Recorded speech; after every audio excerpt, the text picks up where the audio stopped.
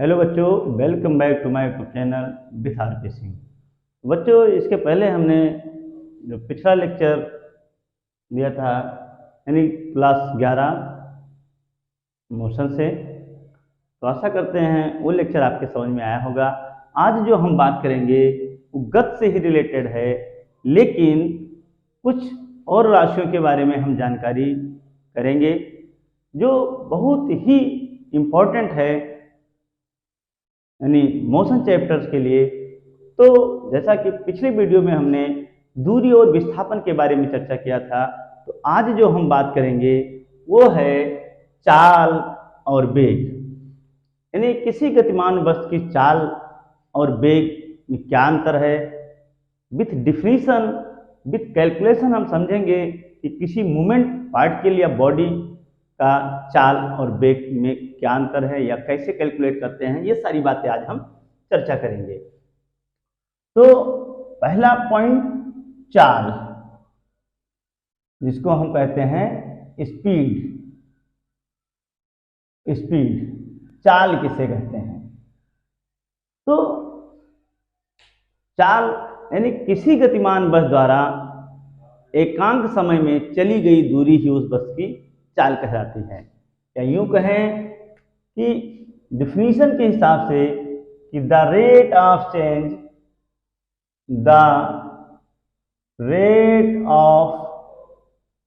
Change of distance known as speed. यानी किसी गतिमान वस्तु द्वारा एकांक समय में चली गई दूरी ही उस वस्तु की चाल कहलाती है। तो जैसा कि हमने डिफिनीशन में बातें रखी आपके सामने, पहला, इसी प्रकार से अगर बात करें तो चाल बराबर, जो इसका फार्मूला निकल के आएगा वो चाल बराबर दूरी बटे समय। दूरी बटे समय। और तीसरी बात अगर करें तो इसका जो मात्रक होगा यानी यूनिट, मात्रक जो होगा वो मीटर पर सेकेंड, लेकिन ये एमकेएस में हम बात करेंगे। इसी प्रकार अगर सीजीएस में बात किया जाए तो सेंटीमीटर पर सेकेंड, ये सीजीएस पद्धति का होगा। और चौथा पॉइंट, यानी जो चाल होती है वो अधिस रास होती है। अगर बात करें क्वांटिटी में तो ये अधिस रास होती है। और पांचवा पॉइंट जो है कि इसकी विमीय सूत्र यानी डायमेंशनल फार्मूला जो होगा वो एल टी इनवर्स होगा। जैसा कि पता है, इसके पिछले वीडियो में हमने बीमा निकालना सिखाया था।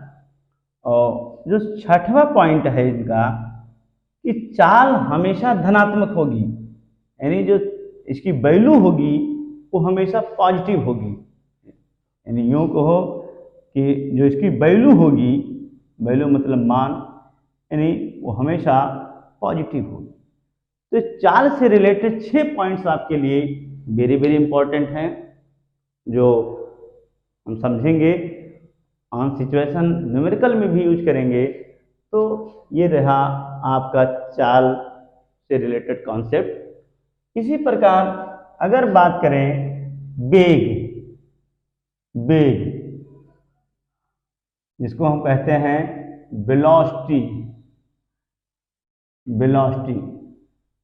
वेलोसिटी क्या होती है?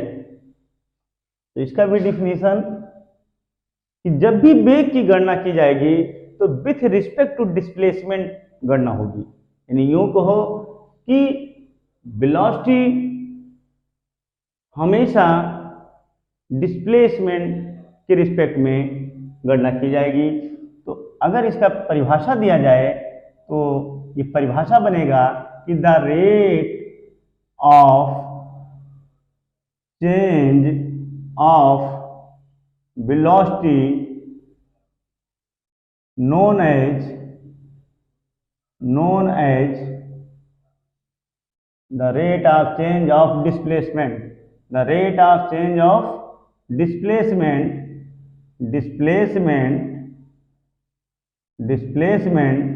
Known as velocity.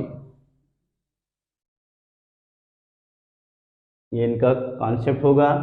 और इनका दूसरी अगर बात करें तो विद द डिफिनीशन, यानी अकॉर्डिंग टू डिफिनीशन जो वेलोसिटी होगी यानी वेग, जो फार्मूला बनेगा इसका वो विस्थापन बटे समय, विस्थापन बटा समय। अब तीसरा पॉइंट अगर बात करें इसके मात्रक की, तो मात्रक भी इसी प्रकार होगा, यानी मीटर पर सेकेंड MKS में और सेंटीमीटर पर सेकेंड सीजीएस सिस्टम। और चौथा पॉइंट जो होगा आपका, यानी ये रास कैसी है, तो ये वेग हमेशा सदिश रास होती है। आगे हम आने वाले चैप्टर में सदिश तो विधिवत समझेंगे, अच्छे से सीखेंगे। अभी फिलहाल यहाँ यही समझिए कि सदिश रास यानी वेग हमारी सदिश रास है। और जो पांचवा पॉइंट है, यानी इसका विमीय सूत्र, डायमेंशनल फार्मूला, विमीय सूत्र LT इनवर्स ही होगा। और जो छठवां पॉइंट है, छठवां पॉइंट वो आपकी यानी वेग की वैल्यू जो मिलेगी वो हमारी पॉजिटिव भी हो सकती है, वो हमारी नेगेटिव भी हो सकती है, वो हमारी जीरो भी हो सकती है। क्योंकि इसके पहले हमने बात किया था कि विस्थापन भी जैसे प्लस माइनस एंड जीरो हो सकता है। तो वेग डिपेंड ऑन डिस्प्लेसमेंट, वेग हमेशा विस्थापन के अकॉर्डिंग डिफाइन किया जाता है। इसीलिए जब भी बात होगी वेग की तो विस्थापन से रिलेटेड होगी। इसीलिए इसकी जो वैल्यू होगी, वैल्यू यानी इसके मान जब भी होंगे, या तो वो प्लस हो सकते हैं, या तो वो माइनस हो सकते हैं, या तो वो जीरो हो सकते हैं, या तो वो जीरो हो सकते हैं। अब अगर हम बात करें कि इनको एक मैथमेटिकल तरीके से कैसे डिफाइन किया जाए, एक गणितीय तरीके से कैसे डिफाइन किया जाए, तो बहुत आसान है। वो हम समझेंगे कि वेलोसिटी एंड स्पीड में क्या भिन्नताएं हैं, वो हम गणितीय तरीके से समझेंगे। तो मान लो कि कोई गतिमान वस्तु किसी वृत्तीय पथ पर गमन कर रहा है, किसी वृत्तीय पथ पर गमन कर रहा है, जिसकी रेडियस यानी जिसकी त्रिज्या 2 सेंटीमीटर है, जिसकी रेडियस 2 सेंटीमीटर है। तो अब बात किया जाए कि इसके हाफ साइकिल का मतलब है अर्धचक्र, या यूं कहो कि अर्धवृत्त में वो बॉडी मूवमेंट कर रहा है, ये टू बी मूवमेंट कर रहा है, ये टू बी मूवमेंट कर रहा है। तो उस गतिमान बस द्वारा, या यूं कहो कि उस गतिमान बस की चाल क्या होगी, उस गतिमान बस की चाल क्या होगी, और उस गतिमान बस का वेग क्या होगा, बड़ी आसानी से निकाला जा सकता है। कि मान लो ये गतिमान बस ये से बी जब मूवमेंट करता है, तो मान लो वो 4 सेकेंड में मूवमेंट करता है। ये से बी जब चलता है तो 4 सेकेंड में चलता है, तो उस गतिमान बस की चाल क्या होगी। तो हम निकालेंगे गतिमान बस की चाल, यानी जो चाल होगी, चाल बराबर होता है दूरी बटा समय, दूरी बटा समय। तो दूरी कितनी चलेगा, यानी वो गतिमान बस एक हाफ साइकिल में कितनी दूरी तय करेगा। तो अगर बात किया जाए तो दूरी यानी 2πr/2 चलेगा, क्योंकि एक पूरी साइकिल जब वो चलेगा तो 2πr दूरी तय करेगा, जबकि वो अर्धवृत्त है इसीलिए वो आधी दूरी तय करेगा, और अपान टाइम यानी ए से बी तक पहुंचने में उसको 4 सेकेंड लगा है, तो 4 सेकेंड।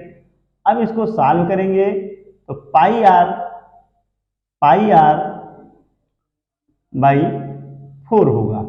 अब अगर हम वैल्यू रख दें, पाई की वैल्यू 3.14 और आर की वैल्यू 2 सेंटीमीटर यानी 2 × 10⁻⁻² बाई 4, तो अब सॉल्व किया जाए, 2 दूना 4 यानी अब इनको भी सॉल्व किया जाए तो 2 × 2 2 पंचे 10, 2 सत्ते 14 × 10⁻⁻², यानी इसकी जो स्पीड होगी यानी जो चाल होगी वो इतना मीटर पर सेकेंड होगी, इतना मीटर पर सेकेंड होगी। ये अगर अब बात किया जाए कि ए से बी तक पहुंचने में उस बस को की वेलोसिटी क्या है, यानी सेम कंडीशन, तो गतिमान बस द्वारा तय किया गतिमान बस द्वारा जो उसकी वेलोसिटी होगी ए से बी तक पहुंचने में, तो वेग बराबर विस्थापन बटे समय, यही हमारे पास कॉन्सेप्ट है, विस्थापन बटे समय। तो विस्थापन कितना चलेगा, ए टू बी चलेगा, मतलब वृत्त की जो डायमीटर होगी उसी के बराबर ही चलेगा। तो विस्थापन चलेगा 2r और समय है 4, तो 2 × 2 2 दूना 4 यानी r/2 वो डिस्प्लेस वो उसकी वेलोसिटी होगी। r/2 यानी r की वैल्यू अगर रख दी जाए तो 2 × 10⁻⁻² अपान 2, 2 कैंसिल, कितना बचा 10⁻⁻², यानी उसकी जो वेग होगी वो 10⁻⁻² मीटर पर सेकेंड होगी। अब आप देख रहे होंगे ये इसकी चाल है, चाल आया है 1.57 × 10⁻² और वेग आया है 10⁻² मीटर पर सेकेंड। तो आप देख रहे होंगे कि चाल जो है वो वेग से अधिक आई है। या एक सिचुएशन में और माना जा सकता है जिससे एक नया कॉन्सेप्ट पकड़ में आए, कॉन्सेप्ट क्लियर हो, तो अगर मान लें कि कोई गतिमान बस, दूसरा एग्जाम्पल, ये एग्जाम्पल नंबर 1 और ये एग्जाम्पल नंबर 2, अगर बात किया जाए तो अगर मान लेते हैं कि कोई गतिमान बस ये से बी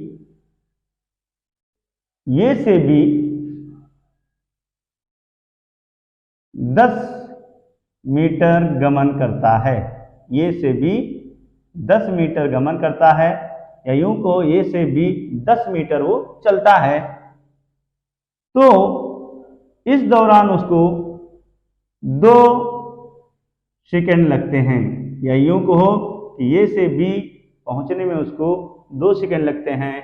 तो गतिमान बस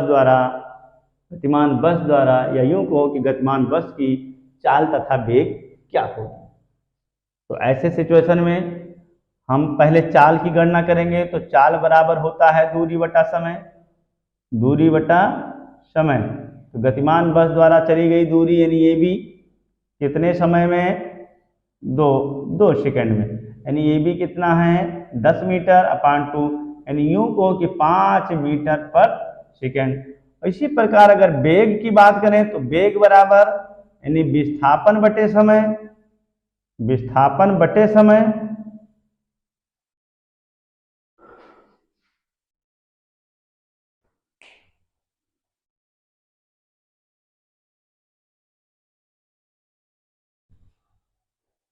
तो वेग बराबर विस्थापन बटे समय, यानी विस्थापन कितना होगा वो AB ही होगा अपॉन टाइम यानी 2 इज इक्वल टू 10/2 यानी 5 मीटर पर सेकेंड। अब आप देख रहे होंगे दोनों एग्जाम्पल में कि चाल की वैल्यू 1.57 है इंटू 10⁻² मीटर पर सेकेंड, वेग 10⁻⁻² मीटर पर सेकेंड, या यूं कहो कि जो चाल है वो बेग से बड़ी है। यहां आप क्या देख रहे हो कि चाल और बेग दोनों की वैल्यू सेम है, तो जो कॉन्क्लूजन मिल रहा है, यानी कॉन्क्लूजन इन दोनों से ये मिल रहा है कि चाल की जो वैल्यू होगी किसी भी गतिमान वस्तु की, वो हमेशा बेग से बड़ी होगी, या यूं कहो कि बेग के बराबर होगी। तो किसी गतिमान वस्तु की जो चाल होगी वो हमेशा बेग से या तो बड़ी होगी या तो बराबर होगी, लेकिन कभी कम नहीं होगी। तो अगर आप एक नया कॉन्सेप्ट की बात करें तो बेग से दोनों साइड में डिवाइड करिए, तो चाल अपॉन बेग is greater than or equal to 1। साफ साफ एक नया कॉन्सेप्ट कि चाल और बेग का जो अनुपात होगा वो हमेशा 1 से बड़ा होगा या तो 1 के बराबर होगा, नहीं कभी 1 से छोटा नहीं होगा। तो ये रहा आपका चाल और बेग से रिलेटेड कॉन्सेप्ट, जो आशा करते हैं आपके समझ में आया होगा। तो इसी पर अगर बात किया जाए एक दूसरा एग्जाम्पल, तो बड़ी आसानी से समझा जा सकता है। यदि आप स्क्रीनशॉट लेना चाहते हैं तो ले सकते हैं।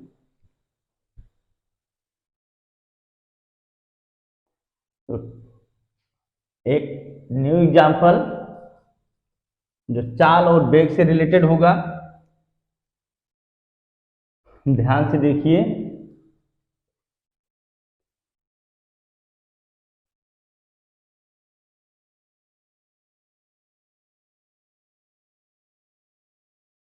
अब यदि मान लें कि कोई गतिमान वस्तु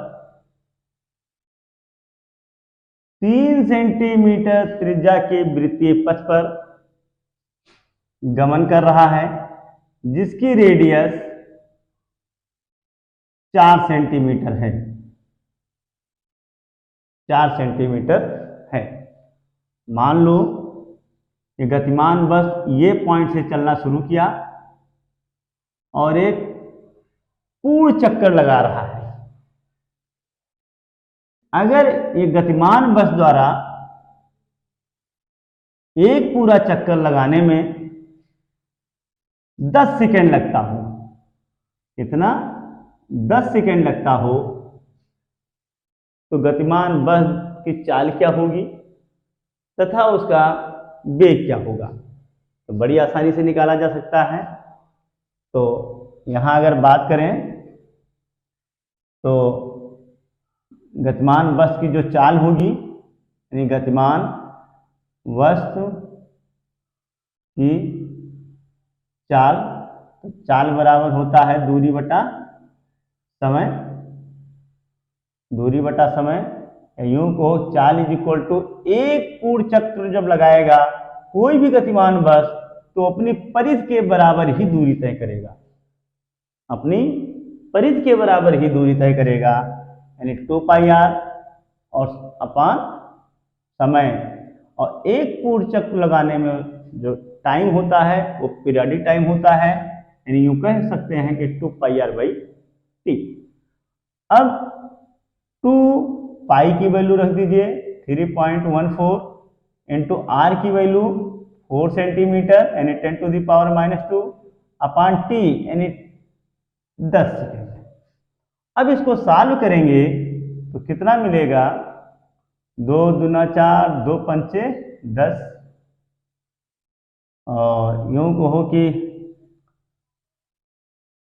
0.4, 2 को 4 से गुणा करिए 0.8 इंटू 3.14 इंटू 10⁻², या यूं कहो 8 चौक 32, 8 8 11 और 8 24, 24 1 25, 3 अंक के बाद दशमलव लगेगा इंटू 10⁻², यानी इसकी जो चाल बनेगी वो आएगी इतना मीटर पर सेकेंड, 2.512 इंटू 10⁻⁻2 मीटर पर सेकेंड। अब अगर हम बात करें गतिमान वस्तु का वेग क्या होगा, तो वेग बराबर जैसा कि आप जानते हैं विस्थापन बटे समय। तो जब भी कोई पार्टिकल, जब भी कोई बॉडी एक वृत्तीय पथ का पूरा चक्कर करेगा तो उस गतिमान बल द्वारा जो तय किया गया विस्थापन होगा वो शून्य होगा, क्योंकि हम जानते हैं कि विस्थापन जब भी निकाला जाता है तो शॉर्टेस्ट लेंथ होती है। जब भी कोई मूवमेंट पार्टिकल ये पॉइंट से चलेगी पुनः ये पॉइंट पे पहुंचेगी, तो इसका मतलब क्या है कि उसकी फाइनल पोजीशन और उसकी इनिशियल पोजीशन एक ही है, इसीलिए डिस्प्लेसमेंट की वैल्यू 0 होगी। तो अब बात करें एक फुट साइकिल के लिए उसका वेग कितना होगा, तो 0/टाइम यानी 10 = 0, यानी वेग की वैल्यू 0 होगी।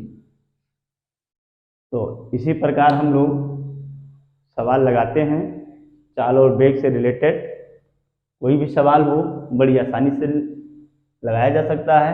बस एक छोटा सा कॉन्सेप्ट आपके दिमाग में होना चाहिए कि जब भी हम वेग डिफाइन करते हैं तो with respect to time displacement पकड़ते हैं, और जब चाल हमको डिफाइन करना होता है तो with respect to time distance पकड़ते हैं।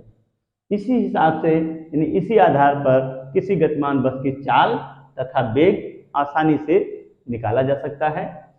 अब बात करें चाल के प्रकार।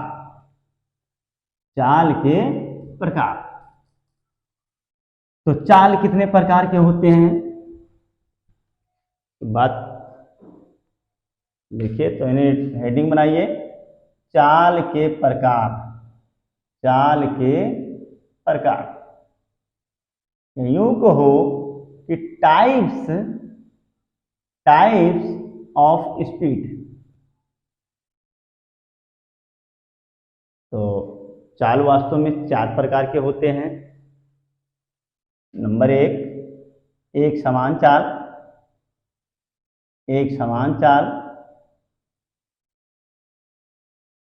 जिसको हम कहते हैं यूनिफॉर्मली स्पीड। नंबर 2, असमान चाल, या यूं कहो कि परिवर्ती चाल जिसको हम कहते हैं नॉन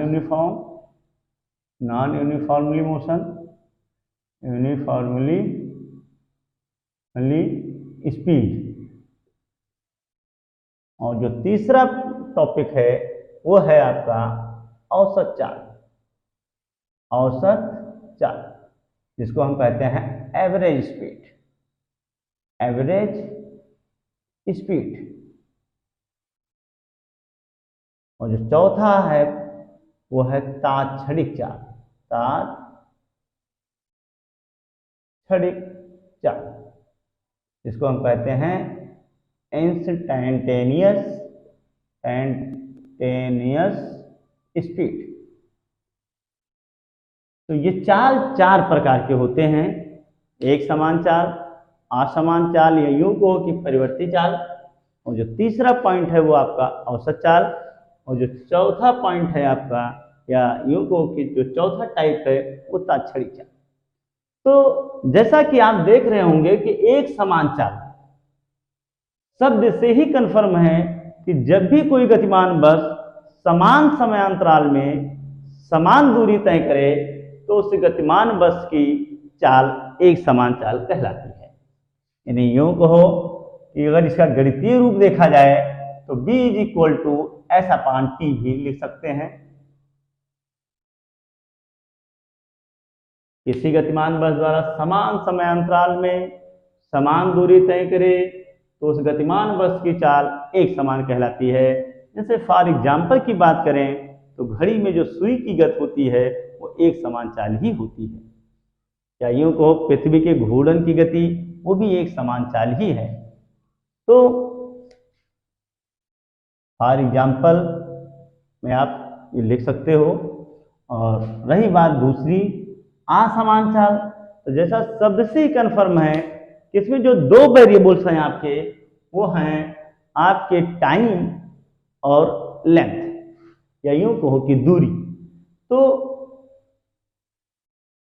असमान चाल तब मानी जाएगी कोई गतिमान वस्तु की कि जब कोई गतिमान वस्तु समान समयांतराल में असमान दूरी तय करे, तो उसकी चाल असमान चाल या परिवर्ती चाल कहलाती है। इसको भी इसी प्रकार हम इनका मैथमेटिकल तरीका अगर यूज करते हैं तो इस तरीके से भी लिख सकते हैं। और तीसरा आपका है औसत चाल। तो जैसा कि जानते हैं कि औसत चाल बराबर यानी कुल दूरी बटे कुल समय, यानी किसी गतिमान वस्तु द्वारा चली गई कुल दूरी तथा उसमें लगा कुल समय का अनुपात ही उस गतिमान वस्तु का औसत चाल कहलाता है। यूं कहो कि b bar is equal to delta s upon delta t, ये इनका गणितीय तरीका है। और जो चौथा है आपका तात्क्षणिक चाल। तात्क्षणिक चाल जैसा नाम ही है, एट मिनिमम टाइम, यूं कहो एट इंस्टेंट टाइम में किसी गतिमान वस्तु की जो चाल होगी उसकी तात्क्षणिक चाल होगी। या यूं कहो किसी गतिमान वस्तु द्वारा सूक्ष्म समय में या सूक्ष्म समयांतराल में उसकी जो चाल होती है वो तात्क्षणिक चाल कहलाती है। यानी हम कह सकते हैं इसका गणितीय रूप कि यानी limit delta t tends to zero, delta t tends to zero, delta s upon delta t is equal to d s by d t. ये इनका गणितीय तरीका है। यानी किसी गतिमान वस्तु का निश्चित सूक्ष्म समयांतराल में जो स्पीड होती है यानी चाल होती है वही उस गतिमान वस्तु की तात्क्षणिक चाल कहलाती है। इसी प्रकार आपका वेग भी होगा, यानी वेग के प्रकार। तो बस ध्यान रखिए जहां चाल शब्द हैं वहां वेग शब्द रखिए। यानी कहने का मतलब है कि चाल भी चार प्रकार के जिस प्रकार से हैं उसी प्रकार से वेग भी चार प्रकार से होंगे। यानी एक समान वेग, असमान वेग, औसत वेग, तात्क्षणिक वेग। तो सेम चाल के जो टाइप्स हैं वही वेग के टाइप्स हैं। जैसा इसके पहले हमने बताया ही है कि चाल जब भी डिफाइन करते हैं तो with respect to time distance assume करते हैं, और जब वेग डिफाइन करते हैं तो विथ रिस्पेक्ट टू टाइम के रिस्पेक्ट में उसका डिस्प्लेसमेंट एज्यूम करते हैं। इसी हिसाब से उनके चाल और वेग कंफर्म होते हैं। तो जब चाल चार प्रकार के हैं तो वेग भी चार प्रकार के होंगे। और सेम यही कॉन्सेप्ट एक समान वेग, असमान वेग, औसत वेग, तात्क्षणिक वेग। अब अगर हम बात करें कि इस पे सवाल कैसे लगेंगे, न्यूमेरिकल कैसे लगेंगे, तो बड़ी आसानी से लगाया जा सकता है। जैसे मान लो कि कोई गतिमान बस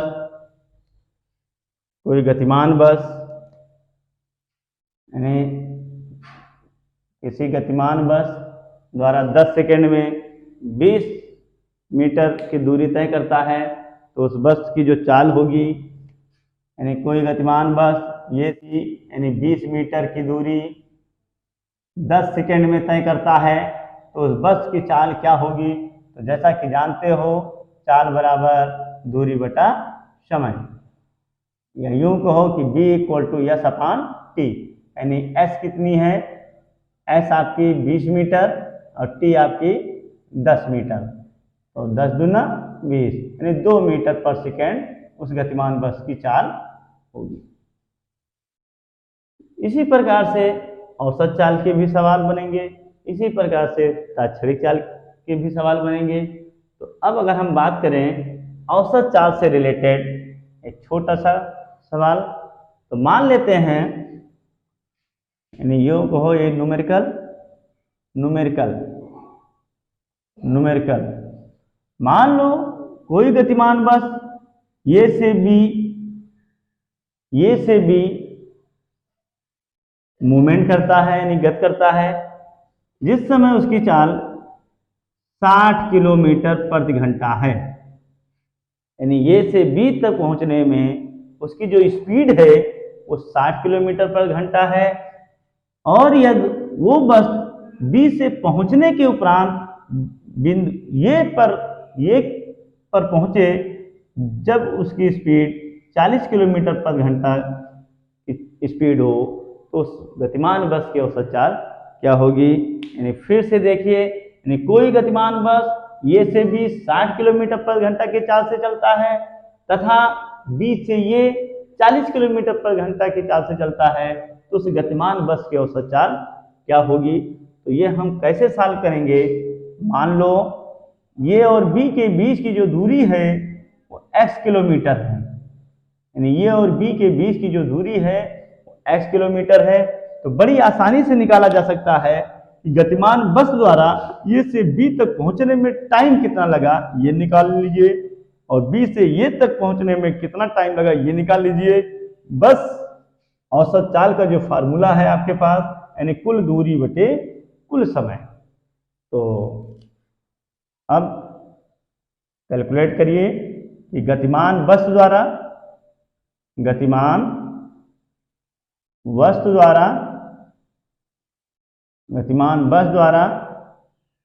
ए से बी तक पहुंचने में लगा समय,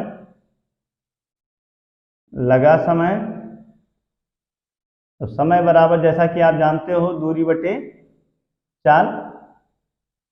तो दूरी आपकी ए बी है और चाल आपकी 60 किलोमीटर प्रति घंटा है। तो ए बी को हमने क्या मान रखा है x, तो x/60, या यूं कहो कि समय को अगर पहले कंडीशन में t1 माने तो t1 बराबर x/60 इतना आवर होगा। पुनः अगर बात करें गतिमान बस को बी से ये तक, पुनः गतिमान वस्तु द्वारा बी टू ए तक पहुंचने में लगा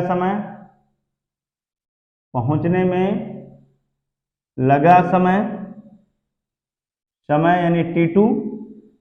तो t2 समय बराबर दूरी बटे चाल, तो दूरी कितनी हो जाएगी बी ए, और चाल आपकी कितनी है 40, तो बी ए भी क्या है x/40, ये हो गया।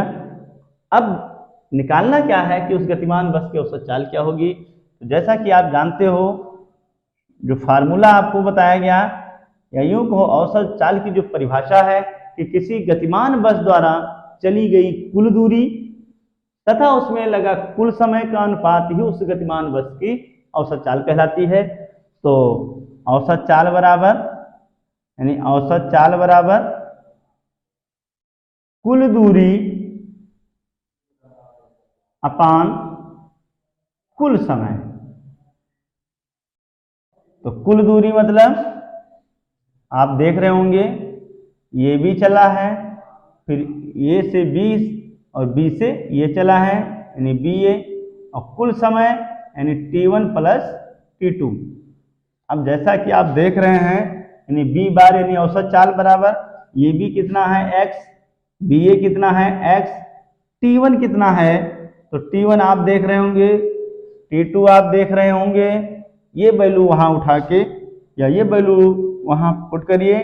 t1 की वैल्यू आई है x/60 और t2 की वैल्यू आई है x/40।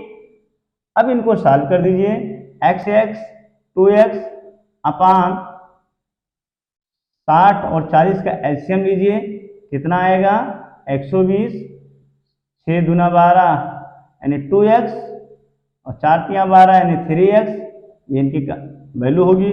अब जब सॉल्व करेंगे तो ये 2x को 120 से मल्टीप्लाई करेंगे और 2x प्लस 3x यानी 5x, x से x कैंसिल, 5 दूना 10, 5 24 यानी 24 दूना 48 किलोमीटर पर घंटा।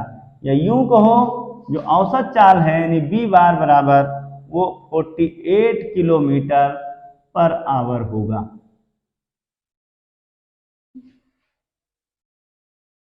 मतलब जब कोई गतिमान बस जैसे भी 60 किलोमीटर पर घंटा की स्पीड से और बी से ये 40 किलोमीटर पर घंटा की चाल से मूवमेंट कर रही है, तो उस गतिमान बस की जो औसत चाल होगी वो 48 किलोमीटर पर आवर होगी।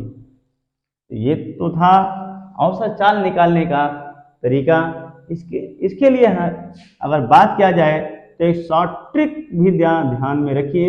शॉर्ट ट्रिक यानी b bar is equal to 2xy upon x plus y. X y जहां है गतिमान बस की चाल होती है, इसलिए अगर बात करें तो 2 x की वैल्यू ने 60 और y की वैल्यू 40 अपान 60 प्लस 40, तो 6 दूना 12 चौक 48, 00 और 60 40 100। यानी देख रहे होंगे आप लोग कि इसके हिसाब से वैल्यू वही आई है, लेकिन ये शॉर्ट ट्रिक है यानी 48 किलोमीटर पर घंटा भी है। और जो हमने ये मैकेनिज्म के हिसाब से निकाला, ऑन स्टेप निकाला, वो भी 48 किलोमीटर पर घंटा है। तो ये ध्यान रखना है कि जब इस मैजिक फार्मूले को यूज करो तो x क्या है y क्या है, तो हमेशा ध्यान रखिएगा x और y मोमेंट पार्टिकल की स्पीड ही है। ठीक, तो ये रहा आपका औसत चाल से सवाल। अब हम बात करेंगे तात्क्षणिक चाल से रिलेटेड एक छोटा सा सवाल। तो ऐसा कि यदि आपको स्क्रीनशॉट लेना है तो ले सकते हो। तो हाँ, अब हम बात करेंगे एक नए टॉपिक की। नए टॉपिक यानी एक न्यूमेरिकल और थोड़ा सा इन कॉन्सेप्ट से हटके रहेगा। कॉन्सेप्ट तो यही रहेगा फिलहाल, लेकिन मेथड चेंज रहेगा। तो देखिए, मान लीजिए कोई गतिमान वस्तु है, यही को किसी गतिमान बस का जो समीकरण है यानी गतिमान वस्तु का समीकरण, तो मान लेते हैं s equal to 10t minus 2t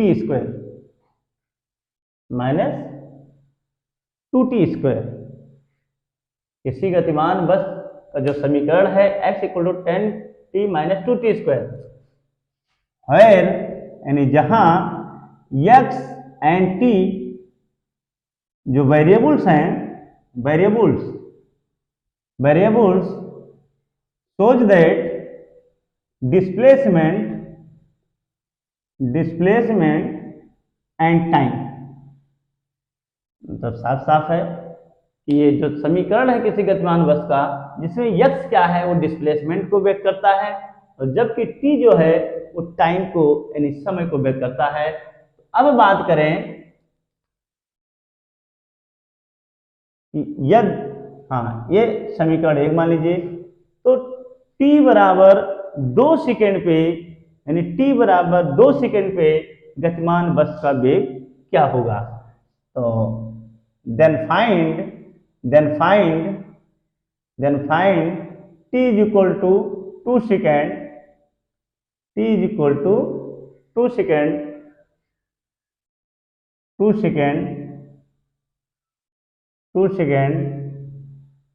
to find t equal to 2 second on velocity. यानी किसी गतिमान बस का जो समीकरण 10t माइनस 2t स्क्वायर है, तो t बराबर 2 सेकेंड पे उस गतिमान बस का वेग क्या होगा। ये रहा आपका क्वेश्चन, और इसी पर हम देखेंगे कि कैसे निकालते हैं, किस हिसाब से निकालते हैं। तो t बराबर 2 सेकेंड पे यानी पर्टिकुलर टाइम 2 सेकेंड पे उस गतिमान बस की वेग क्या है। तो आपको जैसा कि अभी पहले बताया गया कि किसी निश्चित समय में किसी गतिमान बस की जो स्पीड होती है या यूं कहो जो वेलोसिटी होती है, वही उसकी तात्क्षणिक चाल या तात्क्षणिक वेग कहलाती है। तो क्या करेंगे, यहाँ से उठा लाइए बेटा, यानी सॉल्यूशन देखिए इसका सॉल्यूशन। क्योंकि x equal to 10t minus 2t square, तो क्या करेंगे, differentiating with respect to t on both side, मतलब हम दोनों पक्षों में t के सापेक्ष अवकलन कर रहे हैं, यानी दोनों पक्षों में t के सापेक्ष हम अवकलन कर रहे हैं। तो अवकलन जैसा कि जानते हैं आप लोग, डी बाई डी टी यानी डिफरेंशियल, तो dx by d t is equal to d by d t यानी 10t माइनस 2t स्क्वायर। अब इनको अलग अलग करेंगे, यानी डी बाई डी टी यानी 10t minus D by d T into 2t square. अब आप देख रहे होंगे 10t में 10 आपका कांस्टेंट है वो बाहर हो जाएगा 10, तो बचा कितना, D by d T into T minus 2 इसमें कांस्टेंट है 2 बाहर कर हो जाएगा D by d T T square. अब 10 t का t के रिस्पेक्ट में जब भी अवकलन होगा तो उसकी वैल्यू 1 आएगी, माइनस 2 t स्क्वायर को t के रिस्पेक्ट में अवकलन करेंगे तो आएगा 2t। जैसा कि आप जानते हो फार्मूला, यानी डी बाई डी एक्स, क्योंकि d by d x x to the power n equal to n x to the power n minus 1। Differential का ये फार्मूला है कि अगर x to the power n का डिफरेंशिएशन n x की power n minus 1 होता है, तो इसीलिए t का t के रिस्पेक्ट में 2 जो हो n के फॉर्म में है, और इसी के हिसाब से जब लिखेंगे तो t स्क्वायर का जो डिफरेंशिएशन होगा वो 2t होगा, यानी जो अवकलन होगा वो 2t होगा। तो अब इसको सॉल्व करेंगे, यानी 10 माइनस 4t, ये dx बाई डी टी, हाँ यहाँ आप देख रहे होंगे dx by d t, dx by d t, तो जैसा कि ये मैथमेटिकल फॉर्म है, the rate of change of displacement known as velocity, यानी विस्थापन के समय दर को ही वेग कहते हैं। तो dx बाई डी टी क्या होगी, वेग होगी, यानी वेग होगी। तो अब क्वेश्चन में क्या कहा है कि at t is equal to 2 second, यानी 2 सेकेंड पे उसकी वेलोसिटी क्या है, तो at t is equal to 2 second, then b equal to 10 minus 4 into t के जगह पे आप रखेंगे 2, तो b is equal to 10 minus यानी 4 दूना 8, b is equal to 10 minus 8 is equal to 2, यानी यूं कहो कि 2 मीटर पर सेकेंड होगी। कितनी होगी, 2 मीटर पर सेकेंड होगी। जैसा कि हमने पर्टिकुलर 2 सेकेंड पे उस गतिमान बस की जो वेलोसिटी होगी यानी वेग होगी वो 2 मीटर पर सेकेंड होगी। बस आज के लिए इतना ही। नेक्स्ट लेक्चर, नेक्स्ट वीडियो में फिर मिलेंगे। Thank you so much.